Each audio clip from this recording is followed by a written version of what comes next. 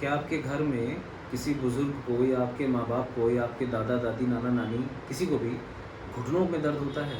आपने बहुत कॉमनली सुना होगा अपने घर परिवार में, अपने दोस्तों में, रिश्तेदारों में कि लोग अक्सर ये कंप्लेंट करते हैं कि हमारे घुटनों में बड़ा दर्द रहता है। या जब हम घुटने मोड़-तोड़ के बैठते हैं तो उनको बहुत तकलीफ़ होती है, जब हम सीढ़ियाँ चढ़ते हैं तो उनको बहुत तकलीफ़ होती है, हम पालती मार के बैठते हैं तो बड़ी तकलीफ़ होती है, या इंडियन टॉयलेट का इस्तेमाल करते हैं तो बैठ कर के उठने में बड़ी तकलीफ़ होती है। इन सारी तकलीफ़ों की जो सबसे प्रमुख जड़ है वो है ऑस्टियोआर्थराइटिस ऑफ नी जॉइंट, यानी घुटने की गठिया, बड़े जोड़ की गठिया।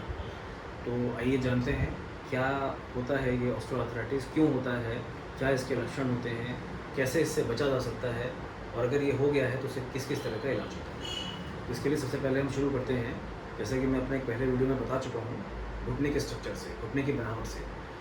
अगर हम बहुत ही आम भाषा में समझें तो ये है हमारा घुटना, एक सिंपल वर्जन हमारे घुटने का, एक सिंपल चित्र। ये होती है हमारे जांघ की हड्डी जिसे हम कहते हैं फीमर बोन। ये होती है हमारे पैर की हड्डी जिसे हम कहते हैं टिबिया बोन।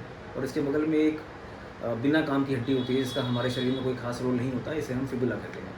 तो ये जांघ की हड्डी और ये पैर की हड्डी, ये दोनों मिल करके बीच में एक स्ट्रक्चर बनाते हैं जिसे हम कहते हैं नी जॉइंट। ये कुछ इस तरीके से मूव करता है। इन दोनों हड्डियों के बीच में एक गैप होता है, उस गैप में एक तरल पदार्थ भरा होता है जो हमारे घुटने को चिकनाहट प्रदान करता है, उसको घर्षण से बचाता है। इस जोड़ को बांध के रखने के लिए बहुत सारे धागे होते हैं जिसको आपने कॉमन भाषा में कई बार सुना होगा, लिगामेंट्स या मेनिस्कस। कुछ गद्देनुमा स्ट्रक्चर होते हैं जिनको हम मेनिस्कस कहते हैं, ये जो गद्देनुमा स्ट्रक्चर दिख रहे हैं। और कुछ धागे होते हैं जो जोड़ को बांध के रखते हैं, इनको हम कहते हैं ligaments. Anterior cruciate ligament, posterior cruciate ligaments. घुटने का प्रमुख काम होता है हमारे शरीर के पूरे भार को लेना और साथ ही साथ चलते वक्त हमारे शरीर को स्टेबलाइज करना। अगर हम सिर्फ एक एक स्टेप आराम आराम से चलें तो हमारे घुटने को कोई प्रॉब्लम नहीं होगी, लेकिन अगर हम दौड़ते हैं, भागते हैं, सीढ़ी चढ़ते हैं, या फुटबॉल प्लेयर्स हैं या बच्चे खेलते हैं, कोई भी, तो जिस समय हम अचानक से मुड़ते हैं, अचानक से भागते हैं, रुकते हैं, उस समय हमारे घुटने को स्थिर रखते हैं ये सारे लिगामेंट्स, ये सारे धागे जिनके बारे में मैंने आपको बताया अभी, ये मेनिस्कस और ये लिगामेंट्स।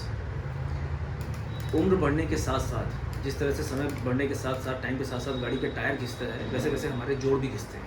क्या घिसता है हमारे जोड़ों में?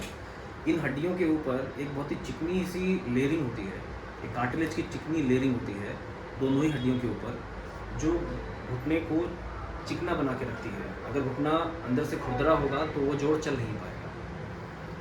इसके बीच में, जैसे मैंने आपको बताया, एक तरल पदार्थ भरा होता है जो घुटने को ग्रीस जैसी चिकनाहट प्रदान करता है। जब गठिया होती है एक उम्र के बाद में, इसके कारणों पर भी हम बाद में जाते हैं, तो ये जो कार्टिलेज है, जो हड्डियों के ऊपर कार्टिलेज होता है, वो घिसने लगता है, वो पतला होने लगता है। पहले वो कार्टिलेज पतला होता है, उसके बाद पतला होते होते वो कार्टिलेज वहाँ से काफ़ी हद तक डिस्ट्रॉय हो जाता है, ख़राब हो जाता है।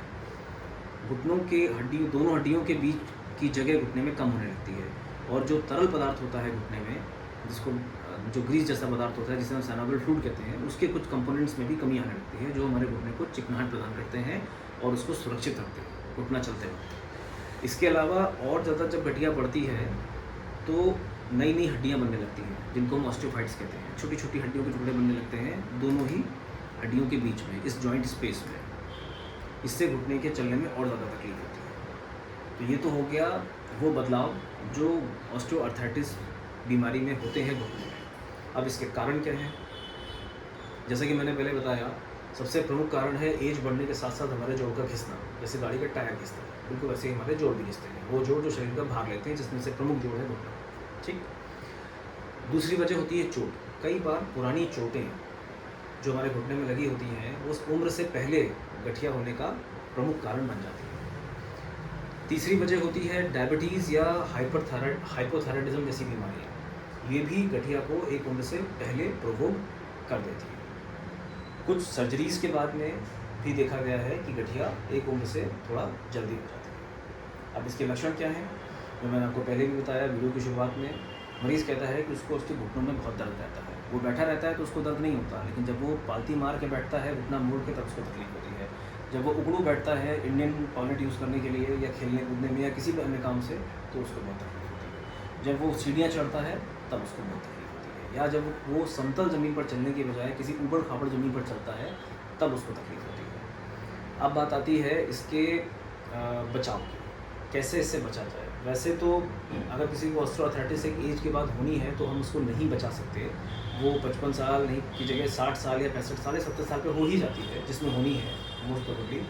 लेकिन अगर हम कुछ चीज़ों का ध्यान रखें तो हम इसको एक उम्र से पहले होने से रोक सकते हैं।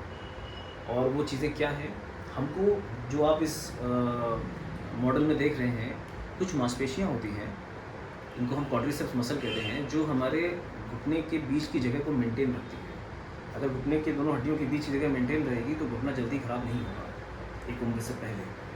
तो हमें अपने घुटने की उस जांघ की इन मांसपेशियों को मजबूत रखना है। तो उसके लिए कुछ एक्सरसाइजेस का बहुत इंपॉर्टेंट है। इन मांसपेशियों को अगर आप मजबूत रखेंगे कुछ एक्सरसाइजेस के द्वारा, जो कि कभी मैं आपको अपने नेक्स्ट वीडियो में बताऊंगा कि वो क्या एक्सरसाइजेस होती हैं, तो आपका घुटने के बीच की जगह मेंटेन रहेगी। इसके अलावा कुछ चीज़ों से आपको बचना है, जैसे चोट, कोई अचानक से घुटने में चोट लग जाती है, वो ऑस्टियोआर्थराइटिस होने का कारण बन सकती है। इसके अलावा घुटने में होने वाली इन्फेक्शंस कई बार आर्थराइटिस का कारण बन सकते हैं। इसके अलावा ऐसे रिपीटेड मूवमेंट जिसमें घुटना बार बार मुड़ता है, स्पोर्ट्स पर्सन्स, फुटबॉल प्लेयर्स जो रिपीटेडली जिसमें जॉइंट इंजरीज होती रहती हैं, उनमें ऑस्टियोआर्थराइटिस जल्दी होने का चांस होता है। आपने पुराने ज़माने में पहलवान वगैरह देखे होंगे जो दंड बैठक किया करते थे, एक बार में 100-100, 200-200, 500 दंड बैठक। उस समय तो पता नहीं चलता, लेकिन एक उम्र के बाद में 40-45 इवन 50 साल की उम्र तक पहुँचते पहुँचते उनके घुटनों की हालत बहुत ख़राब हो जाती है, उनमें बहुत जल्दी ऑस्टियोआर्थराइटिस डेवलप हो जाती है। अब हम बात करते हैं इसके इलाज की। इसके इलाज में कई चीज़ें हैं, कई एस्पेक्ट्स हैं। सबसे पहले तो हमें पेशेंट को उसके दर्द से निजात दिलानी होती है, तो उसके लिए हम कुछ पेन किलर्स दवाओं का इस्तेमाल करते हैं। कुछ इन्फ्लेमेशन हो जाता है जॉइंट में, उसको कम करने के लिए कुछ एंटी इन्फ्लेमेटरी ड्रग्स का इस्तेमाल करते हैं। अगर उससे काम नहीं चलता, इन दवाइयों के अलावा हम मरीज़ को, जैसे कि मैंने बताया आपको, कसरत बताते हैं जो उसके घुटने को, इन मांसपेशियों को मजबूत रखती है। वो मांसपेशियाँ जो घुटने के जोड़ के बीच की दूरी को मेंटेन करें। सिकाई का बहुत इंपॉर्टेंट रोल है। सिकाई कई तरह से हो सकती है।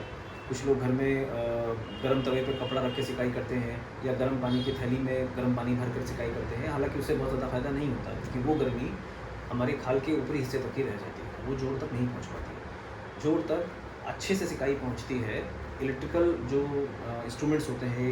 फिजियोथेरेपिस्ट, हमारे जो फिजियोथेरेपिस्ट हैं, उनके पास में जो बहुत सारे इंस्ट्रूमेंट्स होते हैं, वो आपको ऊपर से गर्माहट भले ही ना महसूस हो, लेकिन जोड़ के भीतर तक गर्माहट पहुँचाते हैं।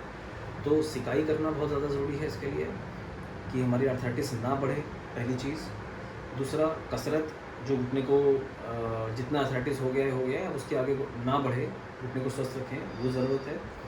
अगर दवाइयाँ लेने के बाद भी, सिकाई कसरत करने के बाद भी मरीज़ को आराम नहीं मिलता, उसको तकलीफ़ बनी रहती है, तो हम इस घुटने में बाहर से सुई के द्वारा कुछ दवाइयाँ डालते हैं जो उसको दर्द में आराम देती हैं। साथ ही साथ वो चिकना पदार्थ जो मैंने आपको बताया, गठिया बढ़ने के साथ साथ जो कम होने लगता है, जिससे कि जोड़ का घर्षण बढ़ जाता है, उस चिकने पदार्थ को हम बाहर से इंजेक्शन के द्वारा साल में एक बार डाल सकते हैं।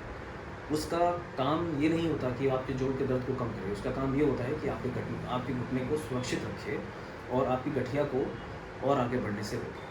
अगर ये सब चीज़ें करने के बाद भी मरीज़ की गठिया लगातार बढ़ती रहती है और ये दोनों हड्डियाँ आपस में सटने लगती हैं और इतनी सट जाती हैं कि फिर जोड़ चल ही ना पाए, या मरीज़ को एक हद से ज़्यादा दर्द हो, या उसके पैर टेढ़े होने लगे एक हद से ज़्यादा, तो फिर हमारे पास आखिरी विकल्प बचता है घुटने को बदलना।